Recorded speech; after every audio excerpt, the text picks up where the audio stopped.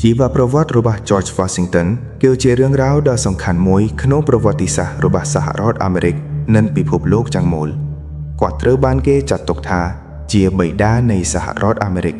ព្រោះគាត់បានដឹកនាំប្រជាជនអាមេរិកក្នុងការតស៊ូដើម្បីឯករាជ្យនិងបានក្លាយជាប្រធានាធិបតីដំបូងដែលបានបង្កើតគ្រឹះសម្រាប់រដ្ឋាភិបាលថ្មីជីវិតរបស់គាត់បង្ហាញពីភាពក្លាហានការតស៊ូនិងការលះបង់ដើម្បីប្រទេសជាតិ George Washington កើតនៅថ្ងៃទី22ខែកុម្ភៈឆ្នាំ1732នៅតំបន់ Virginia នៅពេលនោះដែនដីនេះនៅក្រោមអាណានិគមរបស់អង់គ្លេសគាត់កើតក្នុងគ្រួសារដែលធ្វើកសិកម្មនិងមានដីធ្លីធំឪពុករបស់គាត់គឺ Augustine Washington និងម្ដាយរបស់គាត់គឺ Mary Ball Washington កុមារភាពរបស់គាត់មានភាពសាមញ្ញប៉ុន្តែគាត់ត្រូវបានបង្រៀនឲ្យមានវិន័យការខិតខំនិងភាពស្មោះត្រង់នៅពេលគាត់មានអាយុ11ឆ្នាំឪពុករបស់គាត់បានស្លាប់ព្រឹត្តិការណ៍នេះបានធ្វើឲ្យគាត់ត្រូវទទួលខុសត្រូវលើជីវិតរបស់ខ្លួនឯងច្រើនជាងមុនទោះបីជាគាត់មិនបានចូលរៀននៅសាកលវិទ្យាល័យក៏ដោយគាត់បានរៀនដោយខ្លួនឯងយ៉ាងខ្លាំងគាត់មានចំណង់ចំណូលចិត្តក្នុងការសិក្សាគណិតវិទ្យាភូមិសាស្ត្រនិងការវាស់វែងដីធ្លីនៅវ័យប្រហែល11ឆ្នាំគាត់បានធ្វើការជាអ្នកវាស់វែងដីធ្លីដែលជាការងារដែលត្រូវធ្វើដំណើរឆ្ងាយក្នុងព្រៃនិងដែនដីថ្មីៗបទពិសោធន៍នេះបានធ្វើឲ្យគាត់មានភាពរឹងមាំនិងរៀនដោះស្រាយបញ្ហាដោយខ្លួនឯងក្រោយមក Washington បានចូលរួមក្នុងវិស័យយោធានៅពេលដែលមានសង្គ្រាមរវាងអង់គ្លេសនិងបារាំងក្នុងអាមេរិកគាត់បានចូលរួមក្នុងសង្គ្រាមដែលគេស្គាល់ថា French and Indian War សង្គ្រាមនេះបានផ្ដល់បទពិសោធន៍យោធាដ៏សំខាន់ដល់គាត់បានរៀនពីការដឹកនាំកងទ័ពការរៀបចំយុទ្ធសាស្ត្រនិងការសម្រេចចិត្តក្នុងស្ថានភាពគ្រោះថ្នាក់ទោះបីជាគាត់បានជួបការបរាជ័យខ្លះៗក៏ដោយបទពិសោធន៍នេះបានធ្វើឲ្យគាត់ក្លាយជាមេដឹកនាំដែលមានសមត្ថភាព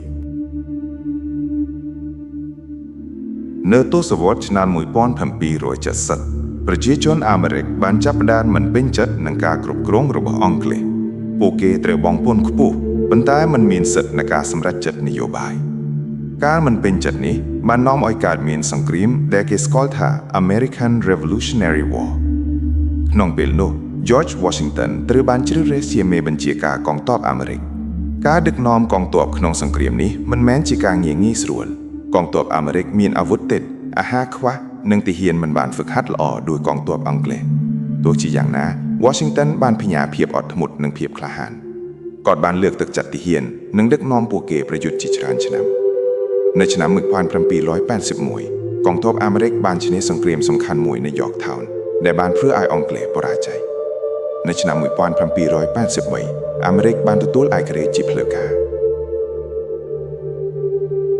បន្ទាប់ពីសង្គ្រាមបានបញ្ចប់ប្រទេសថ្មីនេះត្រូវការមេដឹកនាំដើម្បីបង្កើតរដ្ឋាភិបាលនៅឆ្នាំ1789 George Washington ត្រូវបានជ្រើសរើសជាប្រធានាធិបតីដំបូងនៃសហរដ្ឋអាមេរិក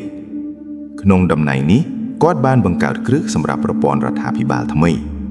គាត់បានបង្កើតគោលការណ៍ជាច្រើនដែលនៅតែមានឥទ្ធិពលដល់ប្រទេសអាមេរិករហូតមកដល់សព្វថ្ងៃ Washington បានកាន់តំណែងជាប្រធានាធិបតី2អាណត្តិបន្ទាប់ពីបញ្ចប់អាណត្តិទី2គាត់បានសម្រេចចិត្តមិនបន្តអំណាចទៀតការសម្រេចចិត្តនេះបានផ្ញើពីភាពស្មោះត្រង់និងការគោរពចំពោះប្រជាធិបតេយ្យវាបានក្លាយជាប្រពៃណីសំខាន់មួយក្នុងប្រទេសអាមេរិកដែលមេដឹកនាំមិនកាន់អំណាចយូរពេកបន្ទាប់ពីចាក់ចែងពីនយោបាយ George Washington បានត្រឡប់ទៅរស់នៅកសិដ្ឋានរបស់គាត់នៅ Mount Vernon គាត់បានរស់នៅយ៉ាងសាមញ្ញនិងបន្តការងារកសិកម្មនៅថ្ងៃទី14ខែធ្នូឆ្នាំ1799គាត់បានទទួលមរណភាពនៅអាយុ67ឆ្នាំការស្លាប់របស់គាត់បានធ្វើឲ្យប្រជាជនអាមេរិកសោកស្ដាយយ៉ាងខ្លាំងសប្តាហ៍ថ្ងៃនេះ George Washington ត្រូវបានគេចងចាំថាជាមនុស្សដែលបានជួយផ្នឹកប្រទេសអាមេរិកឈ្មោះរបស់គាត់ត្រូវបានប្រើសម្រាប់ទីក្រុងនិងស្ថាប័នជាច្រើនដូចជា Washington DC ជីវិតរបស់គាត់បង្ហាញថាការខិតខំការតស៊ូនិងការលះបង់អាចផ្លាស់ប្ដូរប្រវត្តិសាស្ត្របាន